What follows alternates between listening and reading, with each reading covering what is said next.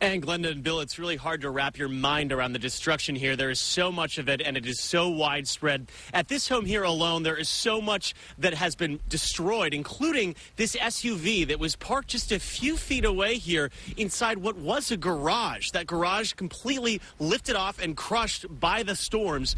But it's down here in this basement that is the real story. There were actually 3 people hiding inside the basement when the storms rolled through, but the house was actually lifted off of the foundation and they were buried in debris. The damage is enough to take your breath away. Destruction everywhere for as far as the eye can see. From Monroe County down into Ohio, the storms spared little. At least one tornado now confirmed to have touched down. Blood curdling, like I've never heard his voice like that before in my life. I mean, Dad, get over here. I'm going to die. Dad, get over here. We're going to die. Tim Stoll's son Jeremy was inside this house with his fiancee and a young child here in Dundee near Highway 50 when they heard what was the tornado bearing down. They ran for cover. This is the actual entrance to the basement. Correct. And yep. he ran down into that stairwell there. Yep, right from the garage where you're standing here. This is used to be the garage. Ran down there and just got the door closed when the wind kicked the door in.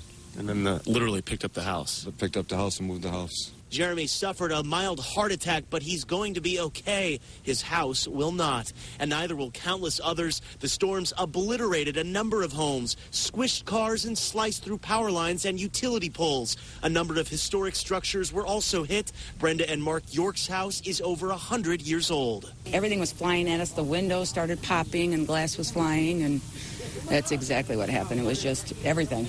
My wife was screaming that the tree had come through the house, but that wasn't what it was. The roof was coming off of the house, and then all the windows broke, and we finally got out of the house, and this is what it looked like.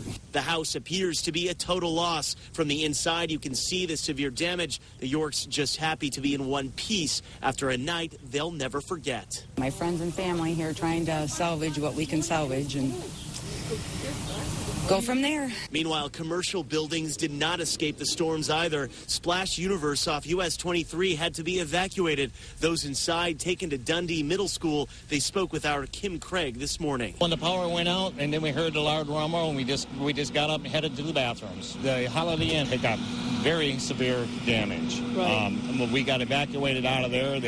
We stood out there for almost 2 hours before they transported us over here.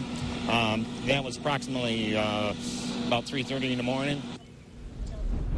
And back out here live just south of Highway 50 in Dundee, you can see here this was the family minivan. The windows blown out. This minivan actually picked up and moved as well. It was parked down the driveway behind me where there was a lot of other stuff that has been moved out onto that driveway, including parts of the home, the insulation, parts of the siding of the house. You get the idea. A lot of destruction here. About 200 broken utility poles, we've just been told by DTE, are in this area, so they have a lot of work ahead of them. At least 3 days of repairs. 10 people total taken to the hospital in Monroe County. None of the injuries were fatal, so that's the good news there. But certainly the family here very rattled and very shaken by what has happened to them, but they will recover.